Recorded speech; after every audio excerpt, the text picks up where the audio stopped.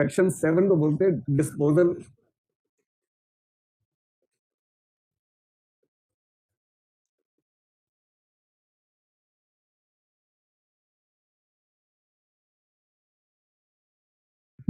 Of request. इसका मतलब अगर कोई आवेदन आया है तो उस आवेदन का जवाब, आवेदन का उत्तर, आवेदन का निपटारा। डिस्पोजल का मतलब निपटारा, उसे कैसे निपटाया जाएगा। तो इसमें 3-4 बातें ध्यान रखनी है। सबसे पहली बात, कब तक निपटाना है, यानी कि समय सीमा कितनी है, ठीक है। और दूसरा है फी। एक तो फी वो वाली है जिसपे आपने सूचना मांगी 10 रुपए, एक्स्ट्रा फी जो भी आप पूछ रहे थे ना, उसका जवाब सेक्शन 7 में दे रखा है। तो पहली बात यह है कि आपके पास जो अवधि है पीआईओ के पास, वो 30 दिन की अवधि है। और यदि वो मामला जुड़ा हुआ है किसी के जीवन या स्वतंत्रता से, लाइफ या लिबर्टी, अगर किसी व्यक्ति के जीवन या स्वतंत्रता से जुड़ा मसला है, अर्जेंट मामला है, तो पीआईओ को 48 घंटे के अंदर अंदर सूचना देनी होगी। 48 घंटे में सूचना देनी होगी, नहीं तो 30 दिन का समय होता है। और 30 दिन के अंदर उसे क्या करना है, या तो सूचना दे देनी है या सूचना देने से मना कर देना है। मना करने की चिट्ठी लिखनी होती है कि आपको ये सूचना नहीं दी जा सकती है, बहुत खेद के साथ बताना पड़ रहा है कि सूचना आपको नहीं दी जा सकती है। प्रावधान ये है कि यदि वो सूचना देने से मना करता है तो उसे अपने पत्र में 3 बातों की जानकारी देनी होगी। मना कर देना है अगर, पहला, मना करने का कारण क्या है ये बताना होगा, रीजन क्या है। और रीजन आमतौर पे एक ही आता है, तो पहली बात क्या बताना होगा, कारण, रीजंस बताने होंगे। कारण के साथ जब भी पीआईओ रिजेक्ट करेगा उसे बताना पड़ेगा कि उसके निर्णय के विरुद्ध अपील किस अधिकारी को की जा सकती है।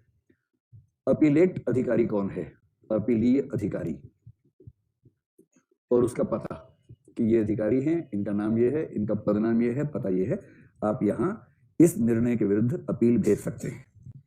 ठीक, ये फर्स्ट अपील की बात चल रही है। सेकंड अपील होगी कमीशन में, आयोग में, ठीक है, वो आगे जिक्र आएगा उसका। तीसरा ये बताना होता है कि उस अपीलीय अधिकारी के पास किस अवधि तक अपील कर सकते हैं। अपील करने की समय अवधि, अपील करने का अधिकार आपके पास कब तक रहने वाला है वो इससे बताना होगा। ये एक्ट में मेंशन नहीं है, लेकिन आमतौर पर 30 दिन का मामला इसमें भी रहता है कि उतने दिन में आपको करना होता है। यहां तक स्पष्ट हो गया एकदम। तो 30 दिन इंफॉर्मेशन नहीं देंगे तो 3 बातें। बात है फी। अगर तो आपने एक पत्र भेजा और एक पेज में इसका जवाब आने वाला है तो कोई समस्या नहीं, लेकिन यदि आपने जो मांगी है सूचना, वो सूचना डिटेल्ड सूचना है, जैसे अभी भैया ने कहा ना कि 5 लाख पेज या 5000 पेज की सूचना है, तो यदि इंफॉर्मेशन डिटेल्ड है तो आप उसको मांगेंगे 2 में से किसी एक फॉर्मेट में। एक तो आप कह सकते हैं कि मुझे रिटर्न या प्रिंटेड फॉर्मेट में चाहिए। इसमें क्या होगा, कागज का खर्चा लगेगा, बहुत सारा स्याही का खर्चा लगेगा, सरकार का भेजने का खर्चा लगेगा। दूसरा हो सकता है कि आप ये कहें कि मुझे आप सॉफ्ट कॉपी में दे दीजिए। 2005 में सॉफ्ट कॉपी का मतलब होता था फ्लॉपी, समझते, फ्लॉपी डिस्क, है ना। और उस समय सीडी आनी शुरू हुई थी पहली बार, तो या तो फ्लॉपी डिस्क होती थी या कॉम्पैक्ट डिस्क होती थी। तो यदि आप इंफॉर्मेशन कॉम्पैक्ट डिस्क में लेंगे या फ्लॉपी डिस्क में लेंगे तो अधिकारी आपसे कहेगा कि या तो भैया एक फ्लॉपी डिस्क भेजो, कॉम्पैक्ट डिस्क भेजो, हम उसमें इंफॉर्मेशन दे देंगे, या कॉम्पैक्ट डिस्क जिसमें यह सूचना है कि वो इतनी कीमत की है, इतने पैसे जमा करो फिर देंगे। तो जब भी ऐसा होगा कि इंफॉर्मेशन डिटेल्ड है तो पीआईओ की जिम्मेदारी है,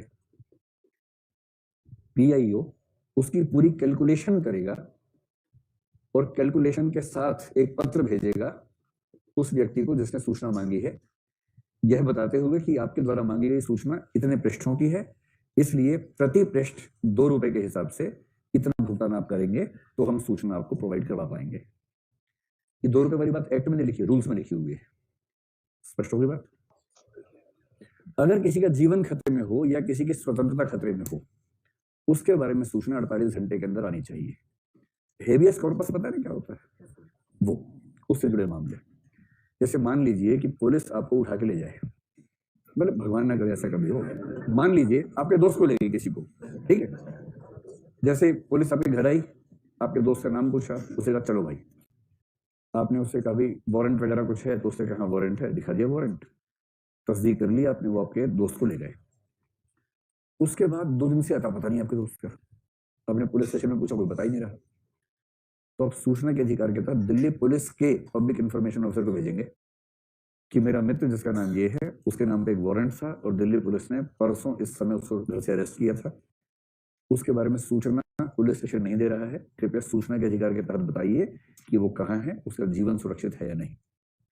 अब ये जो पब्लिक इंफॉर्मेशन ऑफिसर के पास पहुंचा चिट्ठी, इसका जवाब 48 घंटे के अंदर आएगा आपके पास।